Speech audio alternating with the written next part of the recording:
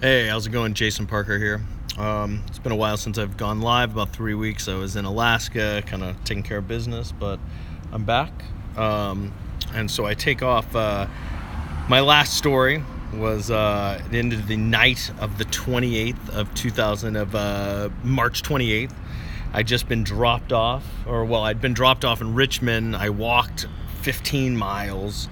And actually, a thing I forgot. That night that I went to sleep on the side of the freeway, interstate, I looked up and I saw this flash of like a purple light. I don't know what it was, spaceship or what, but who knows. So Friday the 29th, I wake up on the side of the road about 6 a.m., started hitchhiking. I got ride quick about 5 miles, and then that was it, nothing.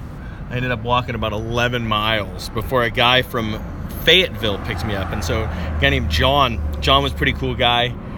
He was chewing tobacco at the time, which was nice because I was a big fan of chewing tobacco. So he gave me a couple dips, and I was actually lucky enough that he gave me $10 when he dropped me off. So John from Fayetteville, and he told me Fayetteville, there was a military base, and they called it Vietnam because it was pretty intense. Eventually I got a ride from a guy named Lawrence. And Lawrence gave me a ride to Wilmington, North Carolina, where I was going to visit my old friend, Adrian Lopez. Adrian, at the time, was president of the college there at Wilmington. And it was funny because I get dropped off, and I'm right in front of the Fire Belly Lounge. And this guy actually was like, he saw my bag, and he's like, "Oh, what's going on? You new in town? Come in, I'll buy you a beer." So the Fire Belly Lounge, back in, I think it was 1999, Vince Vaughn, Steve Buscemi, and Scott Rosenberg were in Wilmington shooting a film called Domestic Disturbance. There was a lot of stuff being shot in Wilmington. It was like the Hollywood of the East or something, I think they called it. And basically these girls started talking to Vince Vaughn, and a fight started. The guys go outside. Steve Buscemi got stabbed. Vince Vaughn got arrested. So I thought it was really serendipitous that that was the first place that I was like at when I got into Wilmington. But eventually Adrian was out of town, but her sister Renee picked me up. I was in Wilmington from the 29th of March all the way until the next Friday the 5th. And Wilmington was cool.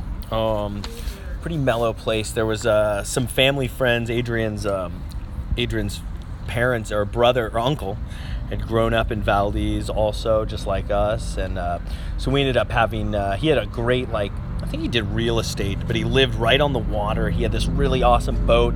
Took me out on his boat. It was really cool. We were hitting these things, probably going 90 miles per hour. It was pretty crazy. Wilmington is just a cool place in general. There was most of the city is down by the water. Down by the big, I don't know if it's the river. There's the ocean on one side, but there's a river on the other, I think. And eventually, of course, there's a helicopter. We're in LA, there's always a helicopter. But it was cool. So we went out on this boat. That was also during the Final Four. That was the year the Terrapins won. I also got to see an amazing movie called Blade 2, directed by Guillermo del Toro. Still one of the highlights of films that I've seen.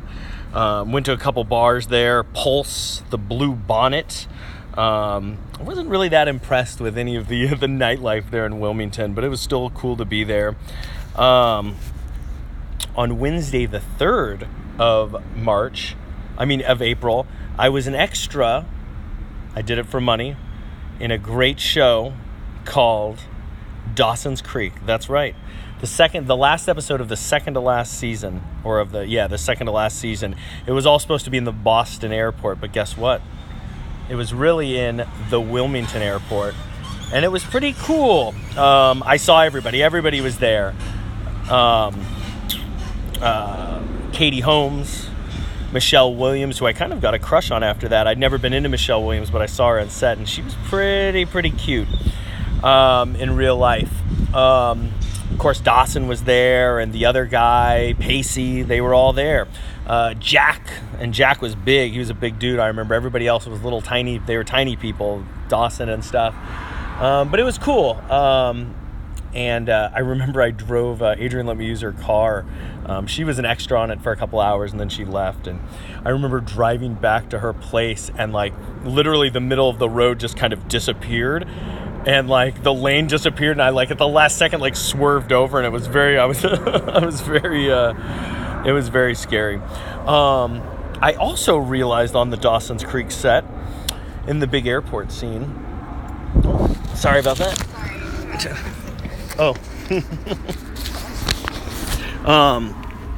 I don't know if this was intentional or not on the Dawson's Creek set, but all of the non-white people were all the people who were in the bathroom. They were the ones coming in and out of the restroom, while it was all the white people walking around the thing. So I don't know.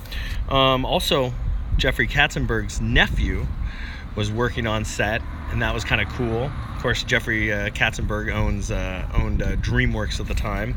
So, and I found his nephew on IMDb. He's doing pretty good. But so eventually I left town, and so tune in later. I'm kind of making up for these. I'm going to record one in just a second. So that was the 29th through the 4th of April 2002.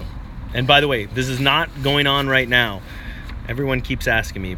No, this was a long time ago, 17 years ago.